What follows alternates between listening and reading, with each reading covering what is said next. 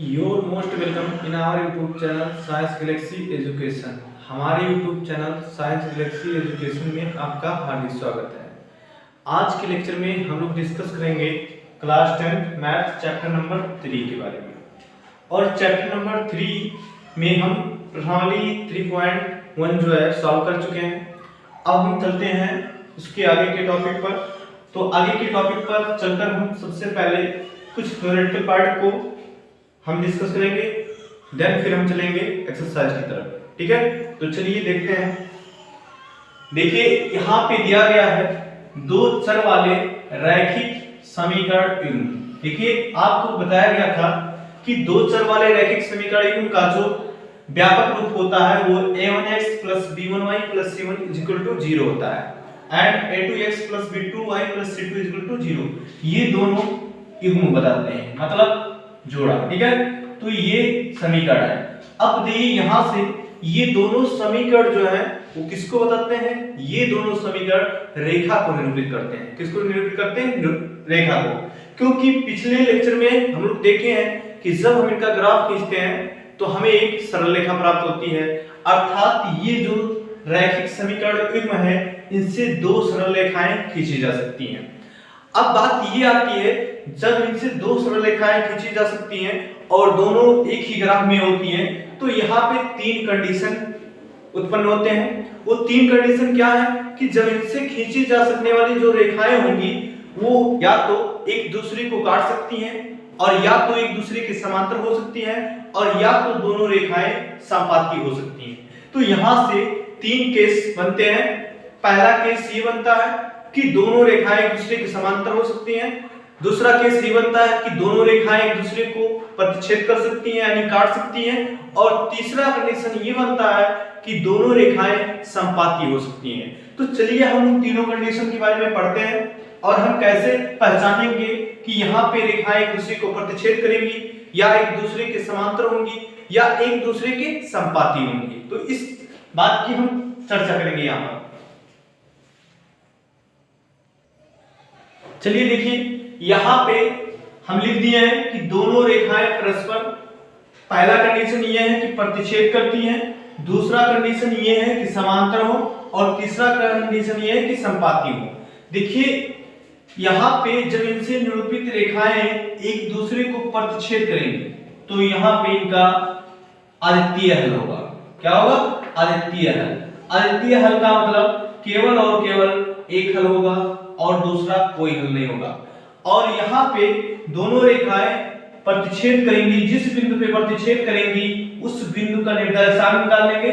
जैसे मान लेते हैं ये दो रेखाएं हैं और ये दोनों प्रतिच्छेद कर रही हैं सी बिंदु पर, तो सी बिंदु का हम निर्देशांक निकालेंगे और मान लेते हैं कि सी बिंदु का निर्देशांक हमें x, y मिलता है। तो जो दोनों रेखाओं का हल होगा, इन दोनों समीकरणों का हल होगा वो x, y होगा। ठीक है, तो यानी जब दोनों रेखाएं प्रतिच्छेद करती हैं तो ऐसी सिचुएशन में दोनों का केवल और केवल एक हल होता है, अद्वितीय हल होता है, और दोनों समीकरणों से निरूपित रेखाएं जो है एक बिंदु पर प्रतिच्छेद करती हैं। ये हुआ हमारा पहला कंडीशन। ठीक है, दूसरा कंडीशन है कि जब समांतर हो।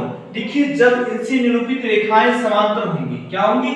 समांतर रेखाएं होंगी, तो यहाँ पे इनका कोई हल नहीं होगा, कोई हल नहीं होगा। ठीक है, कोई हल क्यों नहीं होगा? कोई हल इसलिए नहीं होगा क्योंकि ये दोनों रेखाएं कभी भी एक दूसरे को इंटरसेक्ट नहीं करती हैं। ठीक है, यानी ये दोनों रेखाएं कभी भी एक दूसरे को प्रतिच्छेद नहीं करेंगे, क्योंकि दो समांतर रेखाएं एक दूसरे को कभी भी नहीं काटती हैं, इसलिए इनका कोई भी हल नहीं होगा। ठीक है, और थर्ड कंडीशन हमारा समपाती हो। समपाती का मतलब ये होता है कि दोनों रेखा एक ही हो, यानी दोनों समीकरण एक ही रेखा को निरूपित करते हो। ठीक है, तो ऐसे सिचुएशन में रेखाएं समपाती कहलाती हैं। और जब समपाती होती है तो इनके अनेक हल होते हैं। तो यहां लिखते हैं अनेक हल होंगे।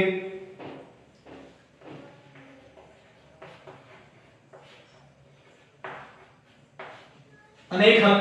और समपाती की सिचुएशन में होता क्या? जैसे मान लेते हैं पहले समीकरण द्वारा निरूपित रेखा ये है, तो दूसरे समीकरण द्वारा निरूपित रेखा भी यही होगी। ठीक है, मतलब समपाती मतलब दोनों रेखाएं एक ही होंगी। ठीक है, तो ये हमारा हुआ तीन कंडीशन कि जब रेखाएं प्रतिच्छेद करती हैं तो केवल और केवल एक हल होगा और दोनों रेखाएं एक बिंदु पर प्रतिच्छेद करेंगी यानी काटेंगी, ठीक है। और जब दोनों रेखाएं समांतर होंगी, ठीक है, तो उनका कोई हल नहीं होगा क्योंकि दो समांतर रेखाएं किसी भी बिंदु पर नहीं काटती हैं और जब किसी बिंदु पर नहीं काटती हैं तो उनका कोई भी हल नहीं होगा। और थर्ड कंडीशन है कि जब रेखाएं संपाती हो, संपाती होने का अर्थ ये है कि दोनों रेखाएं एक ही होंगी अर्थात दोनों समीकरण जो है एक ही रेखा को निरूपित करेंगे, ठीक है। तो यहाँ ऐसी स्थिति में इनके बहुत सारे हल होते हैं यानी इनके अनेक हल होते हैं, ठीक है। तो ये हमारे तीन कंडीशन है। चलिए देखिए अगला टॉपिक हमारा क्या है, रैखिक समीकरणों के संगत एवं असंगत युग्म। यानी समीकरण जो होते हैं संगत कब होते हैं और असंगत कब कहलाते हैं। जैसे आपको बताया गया कि दो चर वाले रैखिक समीकरण युग्म जो होते हैं वो एक ऋजु रेखा को निरूपित करते हैं, एक सरल रेखा को निरूपित करते हैं। तो इसके आधार पे देखिए इन समीकरणों को संगत कब कहा जाएगा, असंगत कब कहा जाएगा, ठीक है। तो देखिए आपको तीन कंडीशन इससे पहले हम डिस्कस कर चुके हैं। वहां पे बताया गया कि जब रेखाएं प्रतिच्छेद करती हैं तो केवल और केवल इनका एक हल होता है। कितना हल होता है, एक हल होता है, क्योंकि यहाँ पे रेखाएं एक बिंदु पे प्रतिच्छेद करती है तो यहाँ पे एक हल होता है, ठीक है, जिसको हम कहते हैं आदित्य हल। और आदित्य हल की स्थिति में, ठीक है, समीकरण जो होते हैं उनको हम कहते हैं संगत समीकरण। क्या कहते हैं, संगत समीकरण युग्म कहा जाता है। तो ये हमारा पहला टॉपिक हो गया यानी पहला कंडीशन हो गया।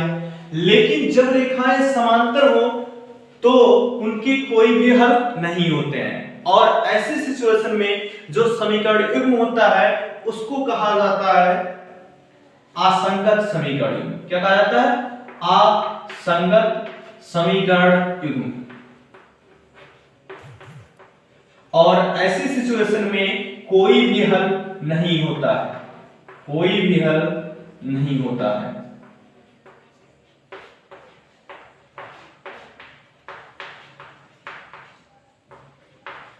बात समझ में आई। और तीसरा जो सिचुएशन हमारा है वो है कि जब रेखाएं संपाती होती हैं। जब रेखाएं संपाती होती हैं तो इनके अनेक हल होते हैं। आपको बताया जा चुका पहले भी, अनेक हल होते हैं, ठीक है, क्योंकि दोनों समीकरण एक ही रेखा को रिप्रेजेंट करते हैं, ठीक है। तो यहां से अनेक हल होते हैं और ऐसे सिचुएशन में हम इनको कहते हैं आश्रित समीकरण युग्म। क्या कहते हैं, आश्रित समीकरण युग्म कहा जाता है। और इस आश्रित समीकरण युग्म को हमेशा संगत समीकरण युग्म माना जाता है। क्या माना जाता है, संगत समीकरण युग्म, ठीक है। तो यहां से संगत समीकरण युग्म। तो एक बार फिर हम डिस्कस कर लेते हैं। देखिए पहली सिचुएशन ये है कि रेखाएं प्रतिच्छेद करती हूं। जब रेखाएं प्रतिच्छेद करेंगी, ठीक है, तो उनका केवल और केवल एक हल होगा और जब एक हल होगा तो ऐसी सिचुएशन में जो समीकरण युग्म हमारा होगा उसको हम कहेंगे संगत समीकरण युग्म। क्या कहेंगे, संगत समीकरण युग्म।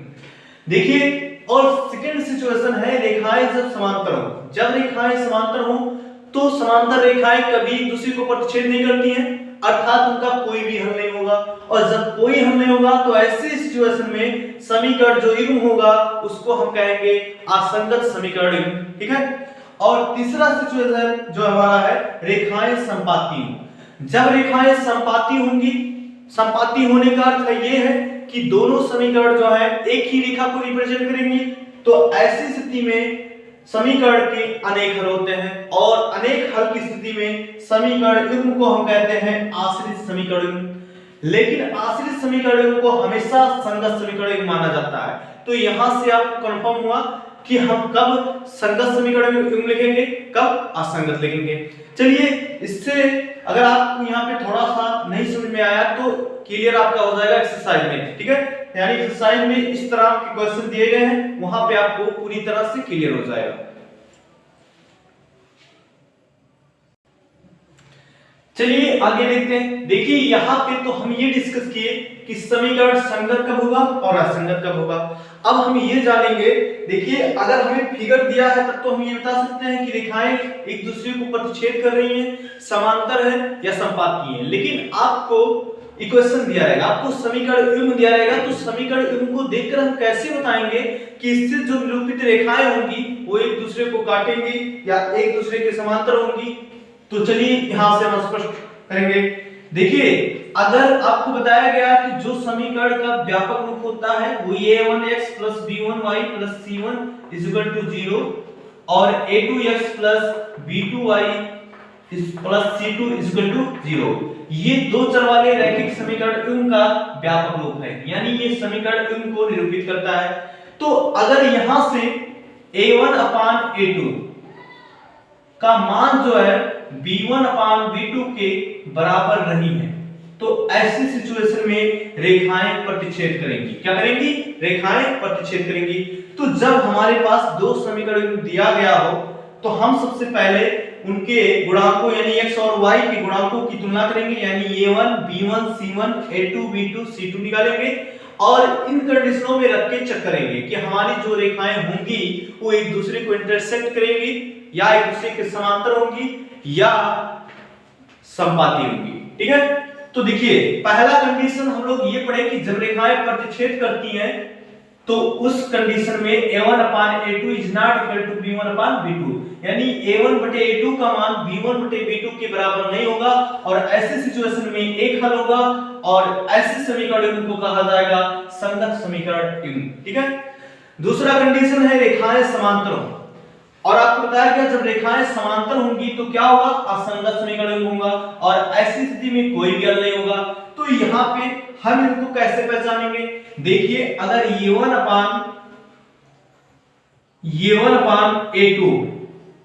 = b1/b2 = c1/c2, तो ऐसे सिचुएशन में रेखाएं समांतर होती हैं। ठीक है, और समांतर की स्थिति में आपको बताया गया है कि समीकरण युग्म जो होगा वो असंगत होगा और इसका कोई भी हल नहीं होगा।